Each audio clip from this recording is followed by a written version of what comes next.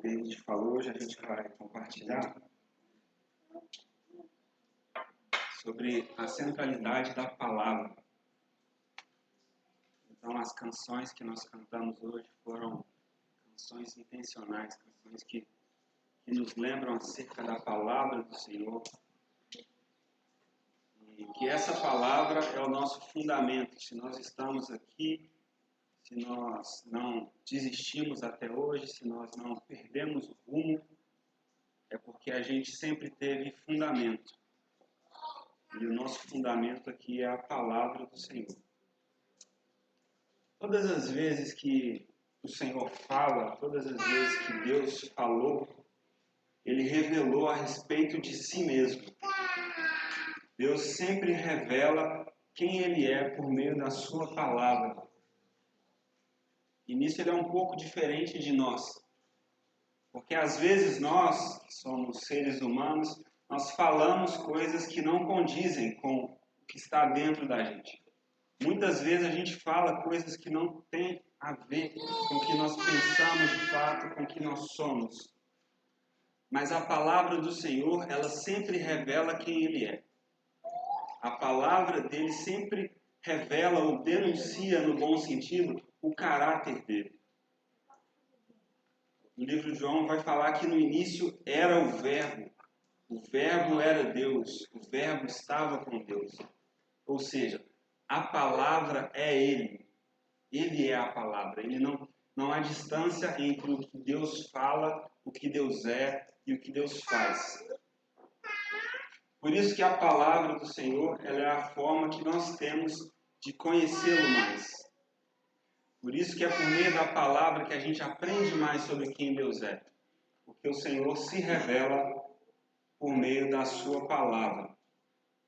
Deus se revela também por meio da natureza. Deus se revela também por meio das coisas criadas. Por meio das coisas que Ele fez, a gente percebe atributos de Deus. Mas todas as coisas criadas, a natureza e nós mesmos, acabamos sofrendo um pouco com a influência da queda. Deus cria a natureza perfeita para revelar quem Ele é, para revelar os atributos dele.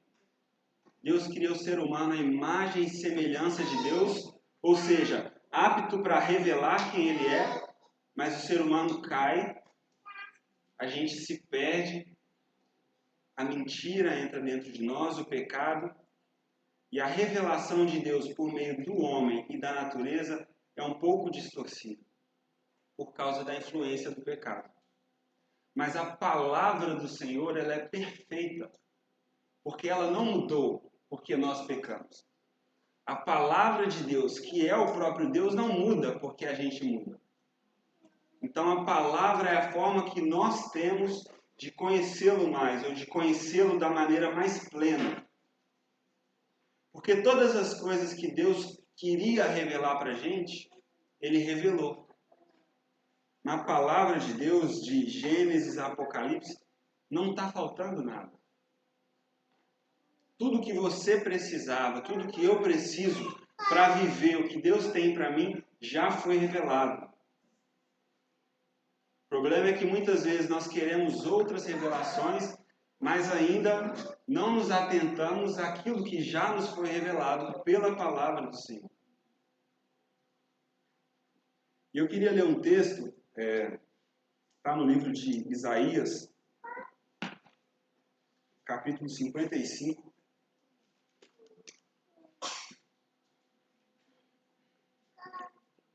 Versículo 10 e versículo 11.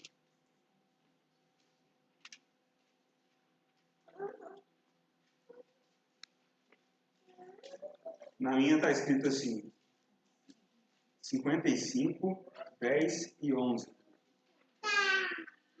Assim como a chuva e a neve descem dos céus e não voltam para eles sem regarem a terra e fazerem-na brotar e florescer, para produzir semente para o semeador e pão para o que come, assim também ocorre com a palavra que sai da boca.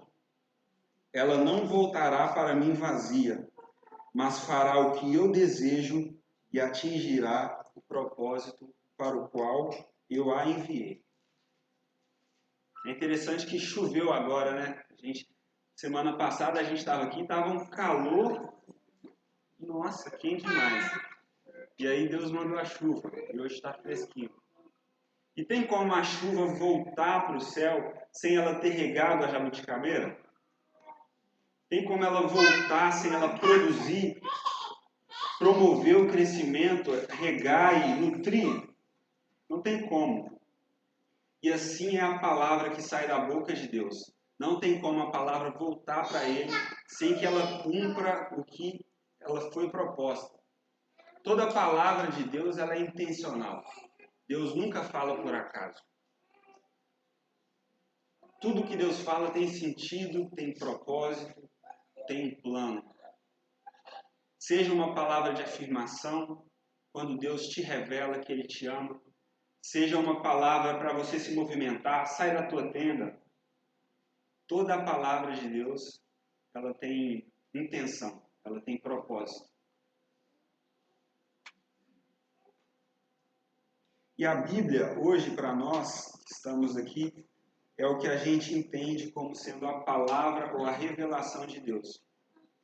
A Bíblia ela não contém a palavra de Deus, ela é a palavra de Deus. E como tudo que Deus diz fala de quem Deus é, tudo que nós fazemos a partir do que Deus diz fala de quem nós somos.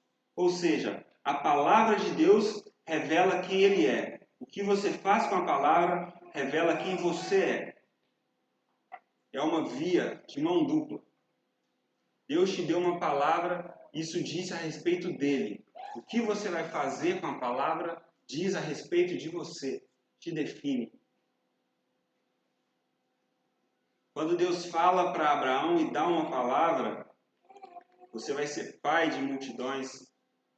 Deus estava revelando o propósito e o plano dele para Abraão. E a Bíblia diz que Abraão creu nisso. Ele foi fiel ao que ele ouviu. Ele obedeceu ao que ele ouviu. Isso lhe foi acreditado como virtude. A palavra que Deus disse definiu o Senhor, e acreditar e confiar na palavra definiu o futuro de Abraão. Porque o que Deus diz revela quem Ele é. E o que você faz a partir do que Ele diz revela quem você é. E é sobre essa palavra que a gente vai meditar hoje. A palavra diz em 2 Timóteo, não precisa abrir não, o capítulo 3, versículo 16, toda a Escritura é inspirada por Deus e útil para o ensino, para a repreensão, para a instrução na justiça, para que o homem de Deus seja apto e plenamente preparado para toda boa obra. Então, se a palavra de Deus para você ainda é um conselho, talvez você ainda não seja um filho. Se a palavra de Deus para você, na sua vida, ainda é uma sugestão, é uma dica, como um outro livro, isso revela do seu relacionamento com Deus. Porque para os que são filhos de Deus, a palavra é mandamento, é ordem, e ouvir é a mesma coisa que obedecer. Meu coração, a gente cantou, está disposto a te ouvir e te obedecer. Não tem diferença. Para quem é filho. Para quem não é, talvez seja só uma sugestão. Faça o que eu quiser. Porque minha vida ainda é minha. Porque eu ainda não sou filho. Mas se você é um filho, a palavra para você não é só uma sugestão. Ela é a sua regra de vida, de prática. Eu quero falar um pouco a respeito dessa palavra como fundamento para nós como comunidade. A gente tem vivido dias hoje onde todo mundo tem opinião sobre tudo, né? Principalmente por conta aí das redes sociais. Todo mundo fala de tudo, todo mundo entende de tudo, todos somos doutores de tudo. E isso não é uma novidade.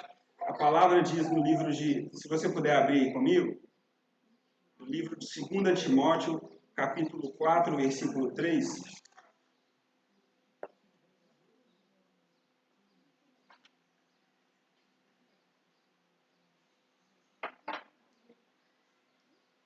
2 Timóteo, capítulo 4, versículo 3.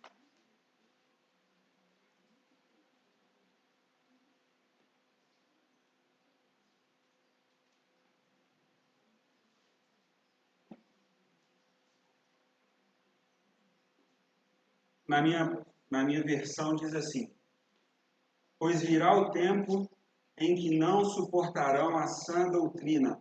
Ao contrário, em tendo coceira nos ouvidos, juntarão mestres para si mesmos, segundo os seus próprios desejos. Eles se recusarão a dar ouvidos à verdade, voltando-se para os mitos. Ou seja, a palavra nos instrui que chegaria um tempo onde as pessoas não suportariam a verdade, não suportariam a sã doutrina, não suportariam o ensino correto. E a partir disso, de não suportar uma verdade, elas elegeriam pessoas, mestres. Para quê? Para falar o que eles queriam ouvir. Para falar segundo os seus próprios desejos. E assim eles deixariam de dar ouvidos à verdade e dariam ouvidos a mitos. E eu entendo que nós estamos nesse tempo, onde a verdade, quando é pregada, ela é agressiva e as pessoas não querem. Não, eu quero ouvir outra coisa. Eu quero ouvir algo que fale de mim, dos meus interesses, dos meus desejos. Eu quero ser enganado. Porque isso vai ser bom para minha autoestima. E nós chegamos nesse tempo. Temos mestres segundo os próprios desejos. Essa é a chave do versículo. Juntarão mestres para si mesmo, segundo os seus próprios desejos. Quando você ouvir uma palavra, quando você ouvir alguém pregando, e tudo estiver de acordo com os seus próprios desejos, desconfie. Quando tudo for bom para você, quando tudo tiver a ver com você, desconfie. Porque no fim dos tempos, eles elegerão pessoas que falam segundo os seus próprios desejos. E a palavra do Senhor, ela pode até ter a ver com seus desejos alguma hora. Mas a regra é, ela não fala sobre você. Ela fala sobre um povo, ela fala sobre uma nação, ela fala sobre Jesus, do início ao fim. Ela fala sobre o céu. Essas são as verdades que a palavra traz. Por isso que Paulo diz, na carta aos Hebreus, aliás, não sabemos se é Paulo, né, mas tem essa teoria. Hebreus 2, do 1 ao 3 diz: por essa razão, importa que nos apeguemos com mais firmeza às verdades ouvidas, para que delas jamais nos desviemos. Ou seja, em um tempo onde as pessoas falam para os seus próprios interesses, o que nós devemos fazer? Paulo fala, apeguem-se com firmeza às verdades ditas. Ainda existe uma verdade, ainda existe uma palavra. Aliás, ela é eterna, ela vai existir para sempre. E qual que é o nosso objetivo como igreja, como corpo? Diante de tudo que tem sido falado, vamos apegar com mais firmeza, com convicção, com integridade, com inteireza as verdades que nos foram ditas. Porque são elas que são o nosso fundamento. A palavra do Senhor é o nosso fundamento. Por isso que no tempo da reforma, eles diziam só a Escritura. Ou seja, somente a Escritura, nós só acreditamos nela. E já houve tempos onde as pessoas queriam acreditar em outras coisas. Em outras coisas. E é por isso que na reforma, Calvino e os reformadores gastaram tempo, gastaram empenho para preservar o lugar da palavra no centro, na centralidade. Porque ela é o nosso fundamento.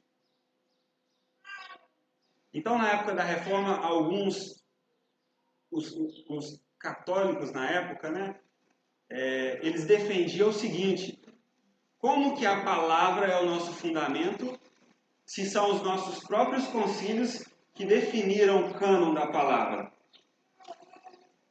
Se fomos nós mesmos, homens, que nos reunimos e decidimos qual livro entraria ou não nos critérios para ser considerado palavra de Deus, como que a palavra vai ter autoridade sobre a igreja se é a igreja que sustenta a palavra? Ou seja, é o testemunho da igreja que sustenta a palavra. Como que a palavra então é o centro?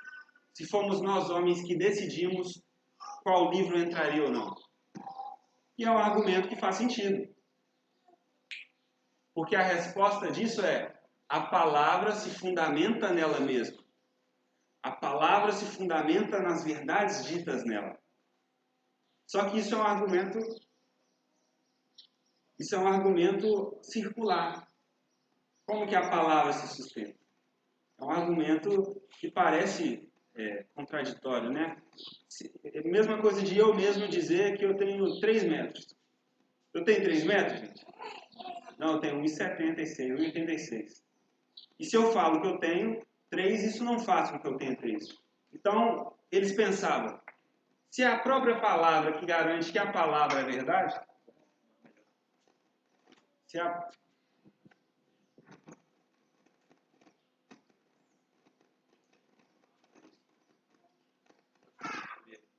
a própria palavra que garante que a palavra é verdade, isso não tem tanto valor. Só que o que os reformadores defenderam, e é o que nós acreditamos, é que a palavra, o cânon da palavra, ele não foi determinado pelos homens. Ele foi reconhecido por homens. Nas reuniões que eles se juntavam para definir esse livro entra, esse não, eles não estavam decidindo qual seria a palavra de Deus. Eles estavam reconhecendo aquilo que já era a palavra de Deus. Porque a palavra é eterna. Nós temos muitos argumentos para dizer que esse livro é verdade. Temos argumentos proféticos, ou seja, as profecias narradas nesse livro que foram cumpridas. Temos argumentos arqueológicos, ou seja, tantos achados, tantas descobertas de acordo com o que está na palavra. Argumento de ausência de contradições. Vários e vários argumentos. Mas qual é o principal? Qual o principal motivo da gente acreditar que esse livro é verdade? O principal argumento que a gente tem, se a gente for hoje para uma tribo indígena, onde a arqueologia não vai fazer sentido, onde a lógica da palavra não vai fazer sentido, qual é o argumento que eu posso convencer alguém que não tem esses pressupostos de cultura de que a palavra é verdade? O argumento é o espírito da palavra. A palavra é confirmada nos nossos corações pelo Espírito Santo. Quando nós cantamos juntos, testifica no nosso coração que a palavra é verdade. O Espírito faz essa obra. Ele conclui no nosso coração. Ele nos convence no coração de que a palavra é verdade. E é por isso que nós acreditamos. Porque a palavra diz, por exemplo, que Jonas entrou na barriga de um peixe e ele viajou e depois ele saiu. E a gente acredita. Por quê? Porque o Espírito confirma no meu coração que essa palavra é verdade. E se ela dissesse que Jonas engoliu o peixe, eu acreditaria da mesma forma. Porque o Espírito confirma nos nossos corações que a palavra de Deus é verdade. Então ela é o nosso fundamento. Ela é o nosso critério para julgar todas as outras coisas. Nós sabemos que, além do Espírito de Deus, existem espíritos malignos. Nós sabemos que o nosso espírito humano, o nosso espírito como homem é enganoso muitas vezes, nós erramos. E como a gente pode julgar o que é verdade e o que é mentira? Como a gente pode entender o que é certo e o que é errado? Vocês lembram de quando Moisés ele vai diante de Faraó e ele pergunta assim, Deus, como é que eles vão acreditar que você está me enviando? Aí Deus fala com Moisés, o que você tem aí na mão? Ele tinha um cajado. Tá bom, joga no chão. Ele joga e o que o cajado vira? Uma serpente. Isso é um sinal dado por Deus para que o povo acredite que Moisés foi enviado por Deus. E aí Moisés chega diante de Faraó, pega o cajado, joga no chão e ele se transforma numa cobra. Só que aí Faraó manda chamar os sábios, os mágicos, os adivinhos, e todos eles conseguem fazer o mesmo sinal. Todos eles jogam um cajado no chão e eles viram cobras. Ou seja, o sinal que Deus deu para discernir que ele era enviado por Deus também podia ser feito por outros. Então pode ser que a gente veja sinais, pode ser que a gente veja coisas acontecerem, que a gente na hora conclua, é de Deus. Porque é sobrenatural. Mas não quer dizer que se é sobrenatural, é de Deus. Qual é a nossa regra para julgar o que é ou não do Senhor? A palavra. Antes, na época também da Reforma, muitos acreditavam que a Bíblia, a palavra, não era tudo o que Deus tinha dito. Alguns acreditavam que Deus continuava a falar abertamente, livremente, sobre coisas, inclusive, que não estavam na palavra. Inovações, novas crenças. Só que nós concluímos o quê? Que tudo que Deus compartilhar, que tudo que Deus falar, que tudo que o Espírito colocar no seu coração precisa estar de acordo com a palavra, porque ela é o nosso fundamento. Isso não é que Deus esteja contido ou ele caiba dentro de um livro, mas é porque ele escolheu se revelar por meio daquilo que ele falou. Então toda a atuação do Espírito de Deus está guardada na palavra. Tem a ver. Ela não se contradiz à palavra. Tudo que Deus te disser, tudo que você ouvir, olhe de acordo com a palavra. Porque ela é o nosso fundamento. Nós estamos aqui porque acreditamos nas mesmas coisas. Estamos aqui porque nos apegamos com firmeza às verdades ditas. E é essa palavra que nos une como igreja. A autoridade da palavra, então, ela não está vinculada ao testemunho da igreja. Mas a autoridade de nós, como igreja, está vinculada à autoridade da palavra do Senhor. Quero que você abra aí a sua Bíblia, no livro de 1 Pedro.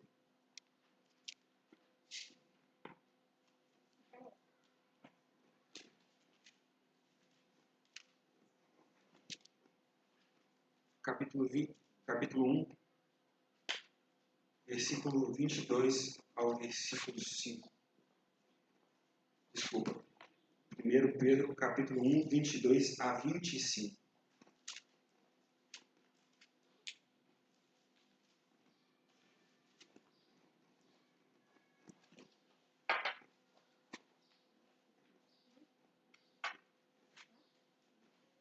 Primeira Pedro, capítulo 1, 22 ao 25. Diz assim: agora que vocês purificaram as suas vidas pela obediência à verdade, visando o amor fraternal e sincero, amem sinceramente uns aos outros e de todo o coração, pois vocês foram regenerados, não de uma semente perecível, mas imperecível, por meio da palavra de Deus, viva e permanente. Pois toda a humanidade é como a relva, e toda a sua glória como a flor da relva. E a relva murcha e cai sua flor. Mas a palavra do Senhor permanece para sempre. Essa é a palavra que lhes foi anunciada. Ou seja, Pedro está dizendo, agora que vocês foram purificados por obedecer à verdade, amem-se uns aos outros. Amem-se fraternalmente. Por quê? Porque a palavra é isso que nos traz união. a palavra, a obediência a ela, acreditar nas mesmas coisas, é o que nos faz um. É o que me torna capaz de amar o Hildo, é o que me torna capaz de amar o Bruno. Por quê? Porque eu não vivo pelas coisas que eu vejo. Eu vivo pelas coisas que eu escutei de Deus. Pela palavra, pela fé. E pela fé nós acreditamos que nós somos um. Por que nós acreditamos que nós somos um corpo? Porque a palavra nos garante. E a fé na palavra que garante que somos um corpo, nos faz ser um corpo de fato. É isso que nos fundamenta. Acreditar no que ele disse. E além de dizer quem nós somos, além de definir quem somos, a palavra aponta o nosso destino. Por que nós acreditamos que um dia todas as nossas lágrimas serão enxugadas? Por que nós acreditamos que um dia não haverá mais dor? Porque a palavra garante. E o Espírito confirma no meu coração e confirma no seu. E ela nos dá destino, nos dá esperança. Nos momentos difíceis, onde a gente pode se apegar? A palavra de Deus diz que nos momentos difíceis a gente poderia ter uma paz que excede a todo entendimento. E por que essa paz se torna uma verdade? O que faz que essa palavra dita por Deus se torne uma verdade dentro da minha vida? A fé no que Ele disse, que é o que Ele é. E é isso que nos fundamenta, é isso que traz sentido para tudo que nós estamos vivendo. Por que eu ainda não desesperei? Por que eu ainda não perdi o sentido? Porque eu creio nas palavras que Ele me disse. Só que o Senhor, Ele não fala. A Bíblia, a gente pode ler quando a gente quiser, a gente pode buscar quando a gente quiser. Mas, por exemplo, quando o Senhor falou para Abraão, Abraão, eu vou te dar um filho, vou te dar uma descendência. Depois disso, o Senhor passou 13 anos sem falar com Abraão. E durante esses 13 anos foi o tempo que ele quis cumprir a palavra de Deus de uma maneira diferente. Preferiu, ao invés de esperar na palavra, ter um filho com a escrava. Mas ele tinha uma palavra. E aí Deus passa um tempo sem falar e ele age de maneira contrária à palavra. Por quê? Porque ele não esperou no que Deus disse. Por algum momento, ele não esperou no que Deus disse e quis fazer da maneira dele. Espere no que Deus já te falou, mesmo que Ele não esteja te falando agora. Lembre-se do que Ele já te falou. É isso que vai te sustentar. É isso que vai te manter de pé. Porque o filho dado para Abraão não era para satisfazer uma necessidade dele. Lembra? Não era para os seus próprios interesses, mas tinha a ver com o povo, tinha a ver com o destino, tinha a ver com nações. E a palavra que Deus te dá não tem a ver só com você. Tem a ver comigo. Tem a ver com a Priscila. Porque somos um povo e esperamos no que Deus nos diz. Eu vou ler uma passagem no livro de Neemias, se você puder abrir comigo. Neemias capítulo 8.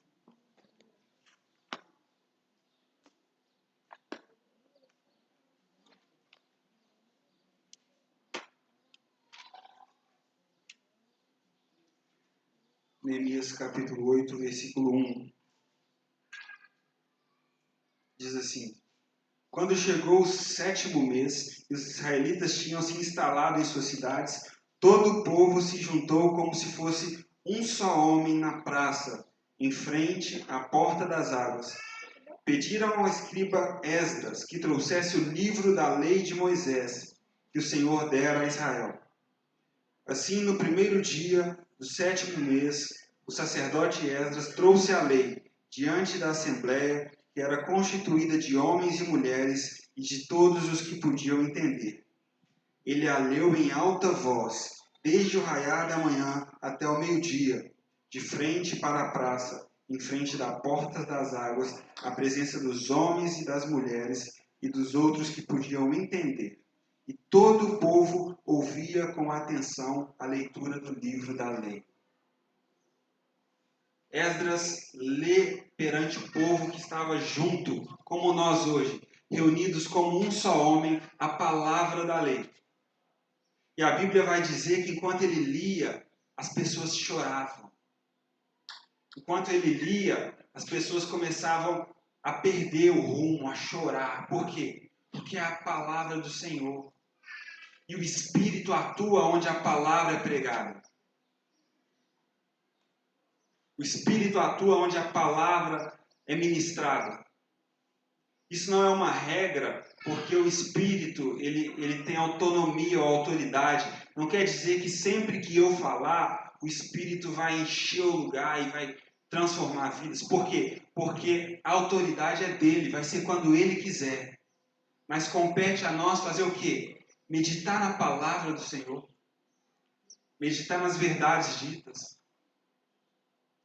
E isso que é fundamento nosso como povo, como igreja, como coletividade, também deve fazer parte da nossa vida diária, da nossa vida devocional. Porque a palavra diz, em Hebreus 4:12, a palavra do Senhor ela é viva, ela é eficaz, ela é mais penetrante do que qualquer espada de 2 gumes, e ela é apta para discernir, dividir juntas e medulas, e discernir os pensamentos e as intenções do coração. É a palavra do Senhor que tem esse poder. E é por isso que a gente deve se relacionar com a palavra todos os dias. Qual é o segredo dos grandes homens de Deus que a gente conhece? Qual é o segredo de tantos homens que viveram uma vida íntegra e reta diante do Senhor? Quando John Wesley, que a gente conhece, morreu, sabe o que foi dito a respeito dele? Ele era um homem de um só livro. Ele era o homem de uma só verdade, de uma só palavra. E é esse sentimento que nós devemos ter pela palavra, de temor, de reverência, de amor. Porque não é só um livro escrito, não são só conjuntos de letras, é a palavra de Deus. Eu vou ler rapidinho aqui uma passagem do livro de Salmos. Salmos 24, a gente conhece.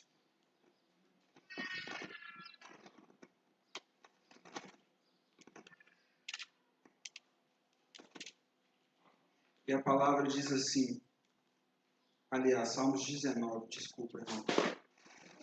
A partir do versículo 7 diz assim: a lei do Senhor, ela é perfeita e ela revigora a alma. Os testemunhos do Senhor são dignos de confiança e tornam sábios os inexperientes. Os preceitos do Senhor são justos e dão alegria ao coração. Os mandamentos do Senhor são límpidos e trazem luz aos olhos. O temor do Senhor é puro e dura para sempre. As ordenanças do Senhor são verdadeiras. São todas elas igualmente justas.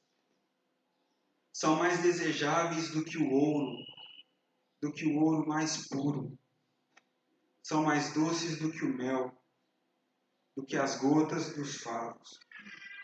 Por elas, o teu servo é advertido, e a grande recompensa em obedecer.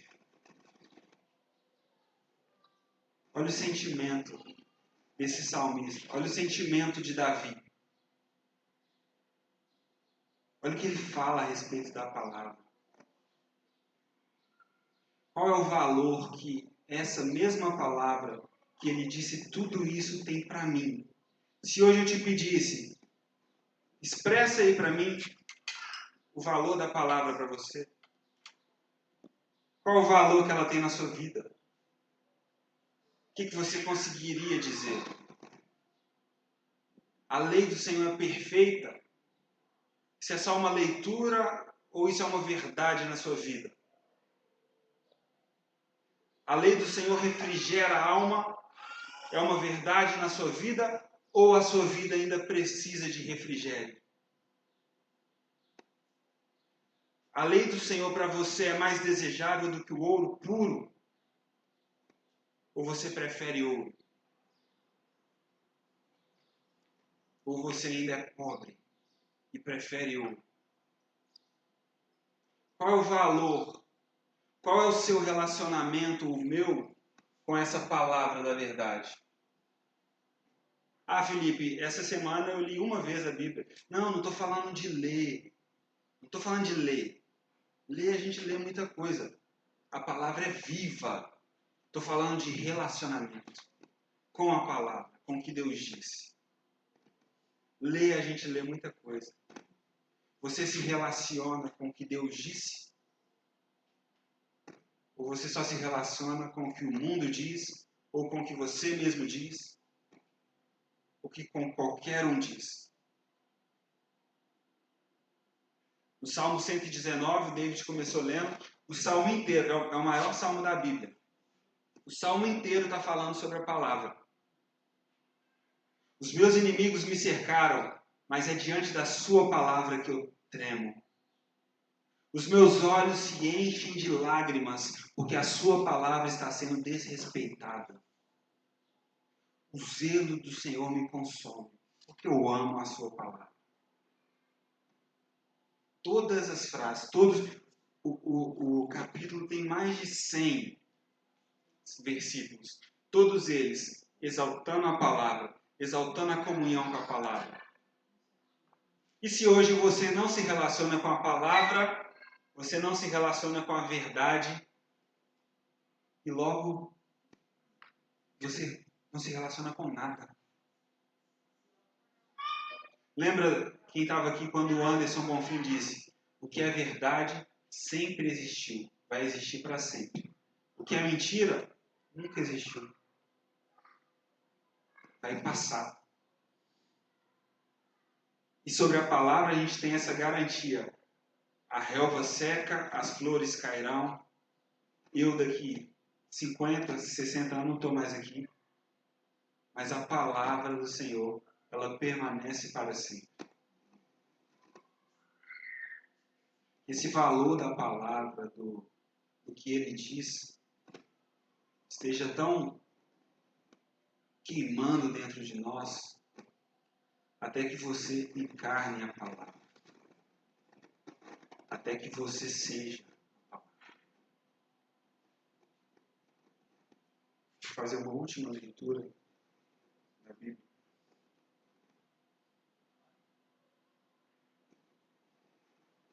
Mas eu vou pedir desculpa porque eu não estou com a referência aqui, eu só copiei o versículo. Depois eu falo da referência. Diz assim: porque já é manifesto que sois vós a carta de Cristo, ministrada por nós, escrita com tinta. Não com tinta, mas com o Espírito do Deus vivo em tábuas de pedra. Não em tábuas de pedra, mas nas tábuas de carne do coração. E é por isso que temos tal confiança em Deus. Não que sejamos capazes por nós mesmos de pensar alguma coisa, mas a nossa capacidade vem de Deus, o qual nos fez também capazes de sermos ministros de um novo testamento, não da letra, mas do Espírito, porque a letra mata, mas o Espírito vivifica. 2 Coríntios 13, 3. Obrigado. O que Paulo está falando? Vocês são as cartas de Cristo. Vocês precisam encarnar a mensagem que Deus passou para vocês. Até quando? Até que você não precisa dizer nada. Você só precisa ser.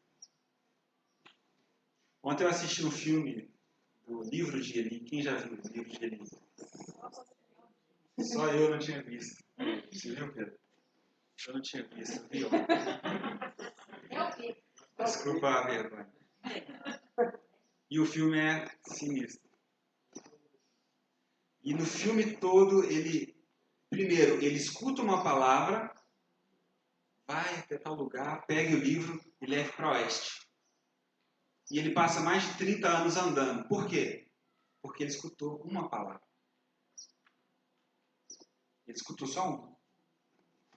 E a outra moça lá pergunta para ele: mas você saiu de casa e está andando 30 anos porque você ouviu uma palavra? Aí ele falou assim: eu sei o que eu ouvi. E você? Você sabe o que você ouviu? Porque o que eu ouvi me sustenta para andar por 30, 60, 100 anos. Porque eu sei quem disse o que eu ouvi. Não foram palavras de homens. Foi a palavra de Deus. E aí o filme continua. E sempre que ele tem um tempinho, ele vai lá e lê a palavra. Ele lê. E ele não lê apenas, ele se relaciona. Uma hora que ele fala uma oração, e aí depois fala uma oração na presença da outra moça, esqueci o nome dela, e aí depois perguntam para ela: ele leu o livro? Ela fala assim: leu, só que ele não tinha lido, ele só tinha orado. Por quê? Porque a palavra já estava dentro dele. E aí ele perde a palavra, ele perde ela, roubam a palavra. Tinha alguém querendo usar a palavra para o seu próprio interesse. E quando chega no final, eles perguntam: tá, mas o que você veio fazer aqui? Não, eu trouxe uma Bíblia. Ah, trouxe? Trouxe.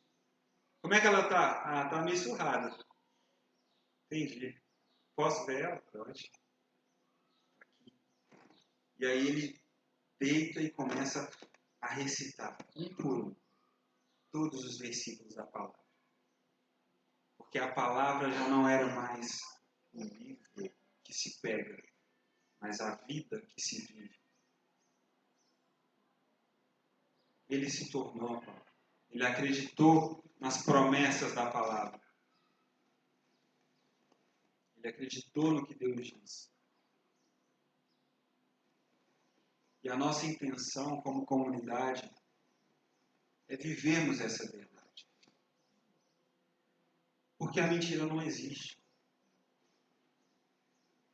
Por que a gente, todos os anos, antes de compartilhar essa ministração, eu voltei no nosso canal do YouTube, estava lá ano passado, Centralidade da Palavra, Bruno Pedrosa. Deu uma caída, né, Dani? Do ano passado para esse ano. Mas por que o Bruno falou dessas mesmas coisas do ano passado? Por que eu estou falando dessas mesmas coisas hoje?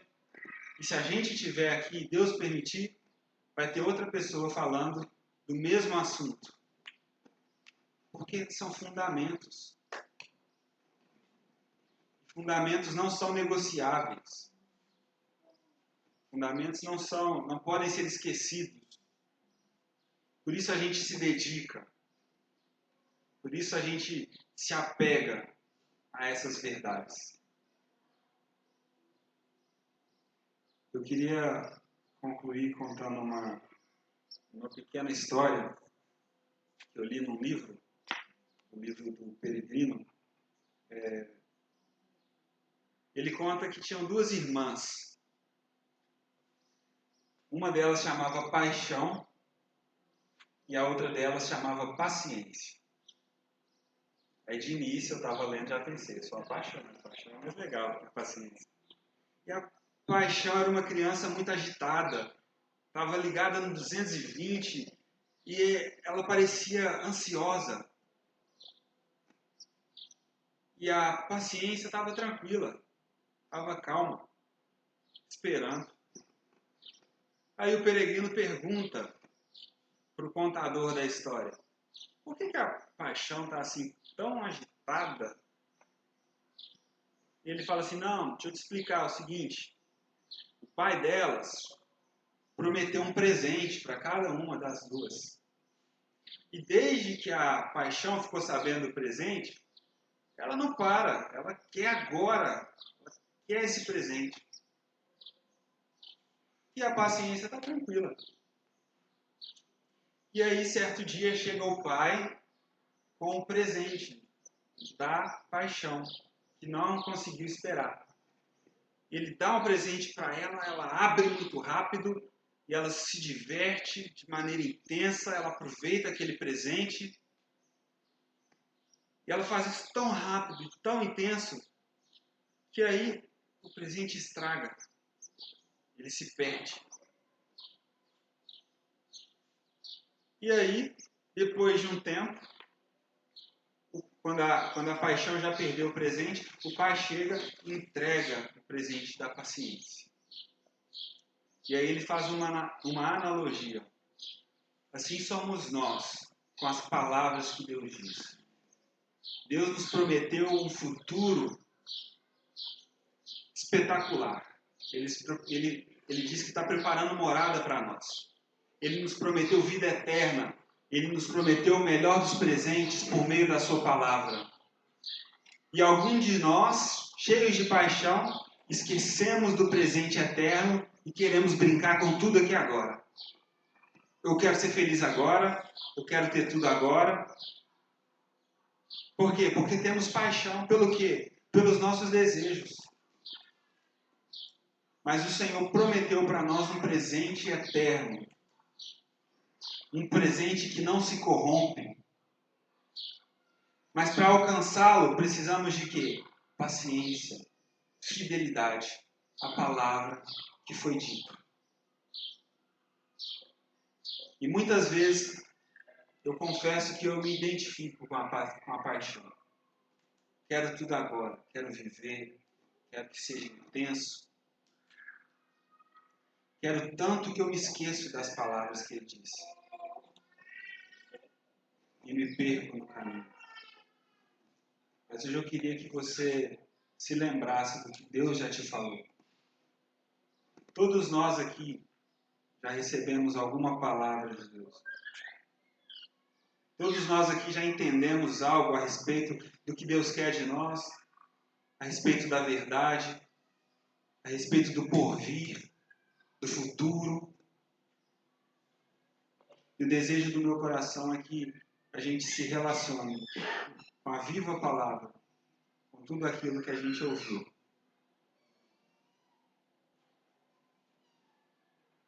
Peço que você feche seus olhos e vamos orar ao Senhor, pedindo para que Ele gere dentro de nós esse amor pela palavra, esse amor pelas verdades ditas, esse senso de verdade, esse senso de que a gente pode estar sendo feliz, a gente pode estar vivendo uma vida aparentemente boa, confortável, segura.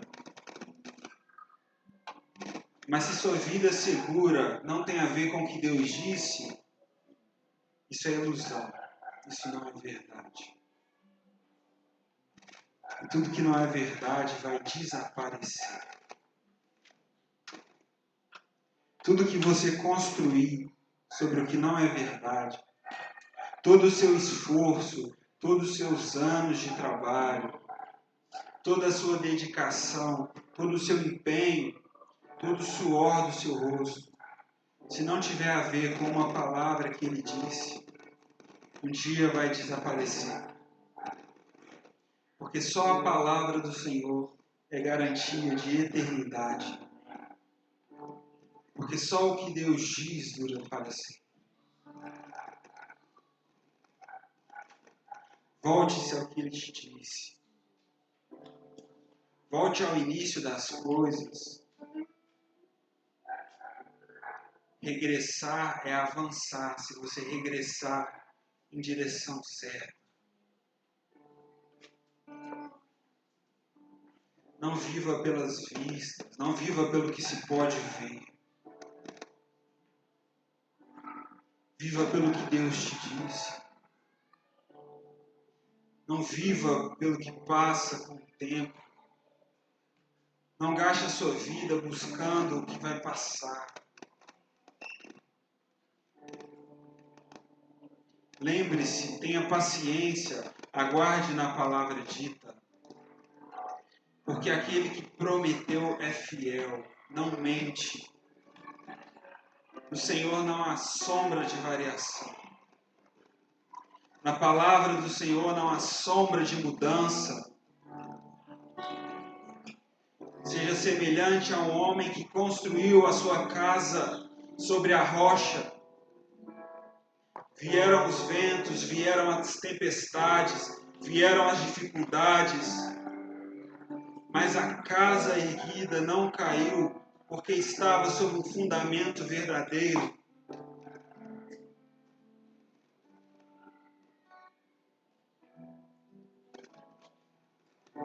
Se algum dia os seus sentimentos forem contrários ao que a palavra diz a seu respeito, fique com a palavra do Senhor.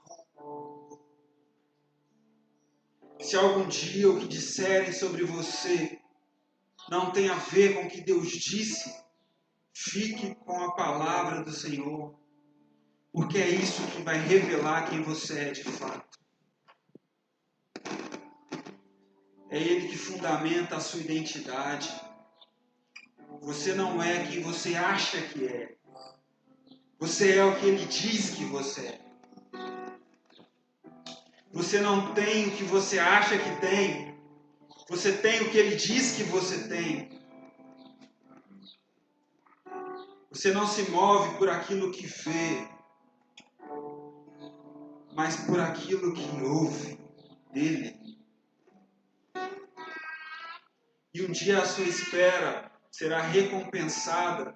E um dia toda fé, todo descanso na palavra será recompensado. Pai, nós oramos para que as palavras do Senhor estejam vivas dentro de nós. Pai, nós oramos para que o Seu Espírito testifique a Sua palavra dentro de nós. Nós oramos, Pai, porque queremos nos relacionar com as verdades do Senhor. Nós oramos por mais fé no que o Senhor disse. Nós oramos por mais fé naquilo que o Senhor falou a nosso respeito. Que toda dúvida, que tudo que é passageiro, que tudo que não é eterno, Pai, que tudo que se levanta contra o conhecimento da verdade, vá embora no nome de Jesus. Que o Seu Espírito testifique a palavra no nosso coração. Porque assim como a chuva cai dos céus e não volta sem cumprir o propósito pelo qual ela veio, assim a palavra do Senhor não retorna à sua boca sem cumprir o propósito dela em nossas vidas. É o que nós cremos, Pai, é o que nós desejamos. Martinho Lutero um dia disse: um dia sem meditar nas suas palavras é um dia perdido.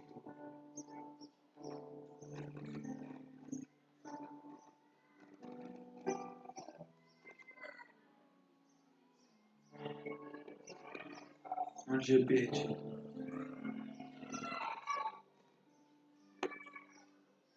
Quando o David me deu essa Bíblia, ele escreveu algo que me marcou. Diz assim: este livro possui muitas verdades.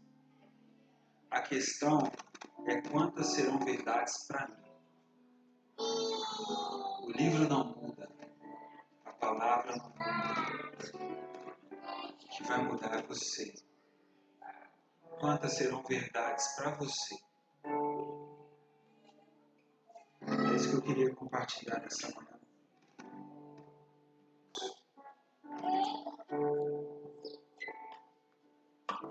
Meus irmãos, o David disse, esse mês do nosso aniversário, nós vamos celebrar ceia todos os domingos. A A gente ficou muito tempo sem celebrar a ceia, então a gente quer matar a saudade. E eu queria compartilhar brevemente, dando continuidade ao que o Felipe já nos abençoou, sobre a palavra. Eu queria relembrar a parábola do semeador.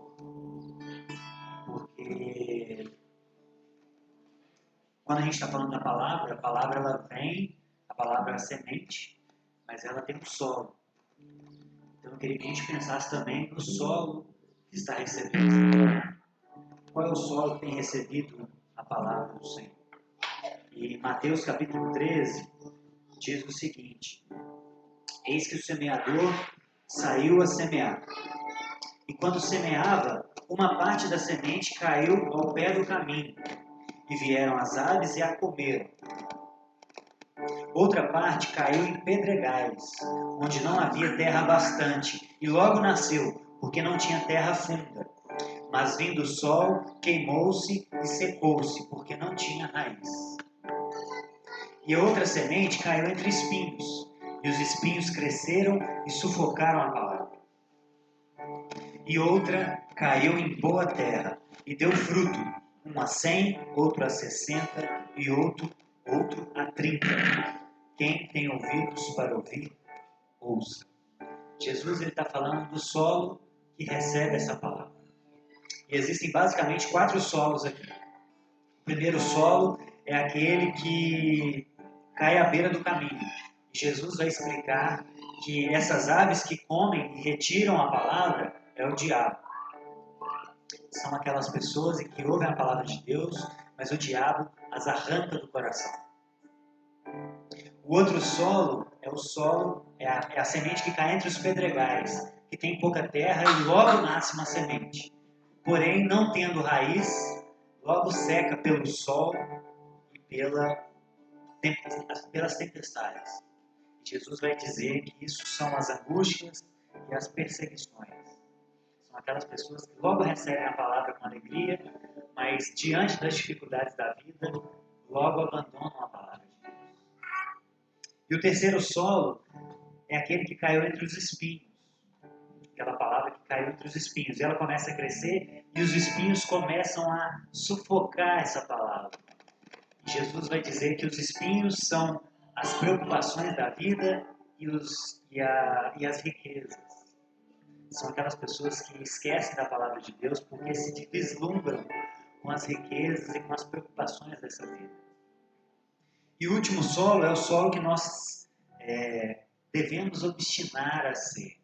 É aquele bom solo que recebe a palavra, que é nutrido pela chuva e que dá frutos.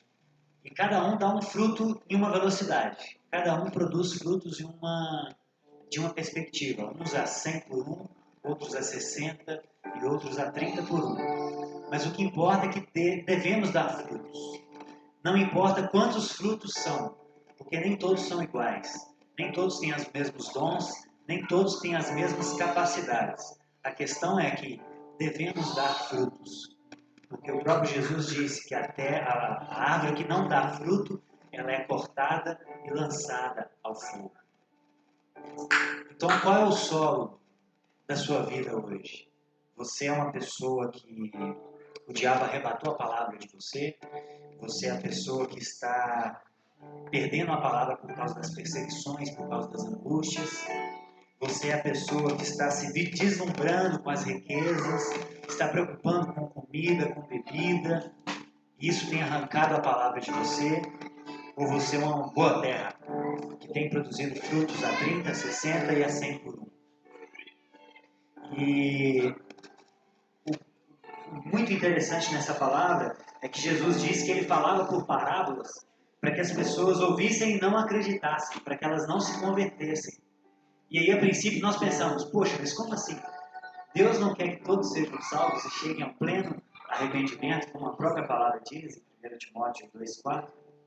Mas o interessante é que Jesus falava por parábolas porque tinham pessoas com o coração endurecido naquele lugar. E ele falava por parábolas para que aquelas que se abrissem para ele entendessem. E aqueles que estivessem com o coração endurecido não entenderiam. Porque eles estavam endurecidos. E é isso que nós queremos clamar nessa manhã, E é isso que nós queremos simbolizar com a ceia.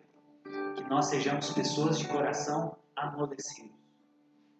E se a gente chegou aqui de coração endurecido, a gente tem a oportunidade de nos amolecer, de nos abrir para esse Deus que trouxe a sua palavra e que ela pode frutificar em nós.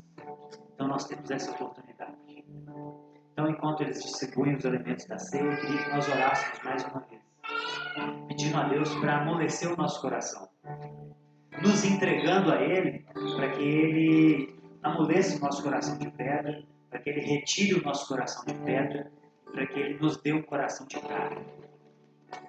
Pai, por favor, Jesus, retire o nosso coração de pedra, Pai, e nos dê um coração de carne, um coração disposto a ouvir e a obedecer, como o Felipe nos falou, nos relembrou. Porque para um judeu a palavra é a mesma palavra. Ouvir e obedecer é a mesma palavra. Não existe diferença. Não existe a possibilidade de nós ouvirmos a tua palavra e decidirmos se vamos obedecer ou não, Pai. Então nos ajuda a ser esse tipo de pessoas. E se ainda não somos, Pai, nada está perdido. Ainda há tempo. O Senhor ainda não retornou. O Senhor ainda não voltou. Então hoje é o dia. Hoje é o dia, Pai, de mudarmos a nossa vida, de nos entregarmos ao Senhor de todo o nosso coração, de amolecermos o nosso coração e pedirmos para o Senhor retirar esse coração de pedra de dentro de nós, Pai, e nos dar um coração de carne, para que de fato a gente tenha amor pela Sua palavra, para que de fato nós tenhamos zelo pela Tua palavra, Pai, e que de fato nós nos entreguemos ao Senhor, Pai. Para que a gente pare de fingir de ser cristãos. Para que a gente pare de fingir que acreditamos no Senhor. Mas quando as coisas apertam, quando vem as perseguições, quando vem o diabo querendo retirar a palavra de nós, quando vem as riquezas, isso tudo nos retira da palavra. Mas nós queremos ser pessoas que não são levadas por todo o vento de doutrina. Nós queremos ser pessoas que estão centradas na palavra, Pai. E seja o que for, seja o diabo, sejam as perseguições, seja o dinheiro, seja o que for, não conseguirá nos tirar do centro da palavra de Deus. Porque nós somos pessoas que estão centradas na palavra. Nós estamos com a nossa casa construídas numa rocha que nada pode abalar. A gente vai receber abalos, sim. Chuvas virão sobre a nossa vida, dificuldades virão, mortes virão. Mas isso será para retirar apenas aquilo que é abalável. Mas aquilo que é inabalável permanecerá. E é isso que nós queremos relembrar hoje, Paizinho. Porque a palavra nada mais é do que o Senhor encarnado. O Senhor é a palavra, o Senhor é o verbo. E nós adoramos não um conjunto de papéis, mas nós adoramos uma pessoa. Porque esse papel representa aquilo que o Senhor é. Então nós adoramos a uma pessoa, nós não adoramos um conjunto de papéis. E essa pessoa está representada nesses elementos. Nesse pão e nesse cálice. E queremos relembrar, Senhor, de tudo aquilo que o Senhor nos disse. Que nós devemos comer a sua carne, nós devemos beber o teu sangue. E fazemos isso em memória do Senhor, até que o Senhor venha, Pai. Até que o Senhor venha. E que esse dia seja o dia mais esperado pela nossa vida. Não o dia do nosso casamento. Não o dia do nascimento dos nossos filhos. Não o dia da nossa formatura, Pai. Mas que tudo isso seja inferior comparado ao dia que o Senhor virá. E restaurará de fato, de forma plena, todas as coisas. Esse é o dia que nós mais ansiamos. Esse é o dia que nós mais ansiamos. Então que a gente possa comer esses elementos e relembrar desse grande dia. Que esse grande dia seja o dia de maior ansiedade para que chegue esse dia, Pai, na nossa vida. Então comemos os elementos, comam desse pão e tomem desse cálice, relembrando desse grande dia. Enquanto cantamos mais uma canção. Uma missão, os teus tabernáculos, Senhor dos exércitos. A minha alma suspira e desfalece pelos teus atos.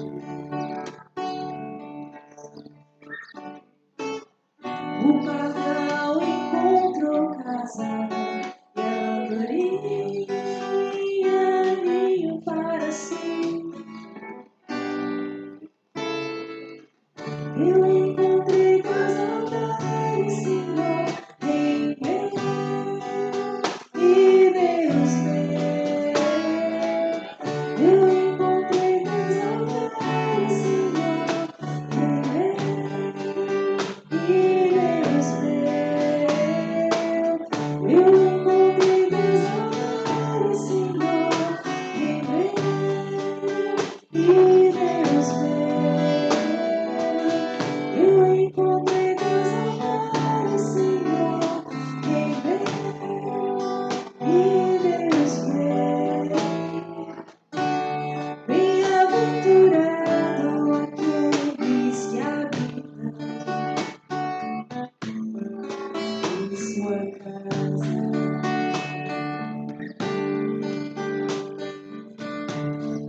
Pois um só dia, Senhor, dos teus atributos,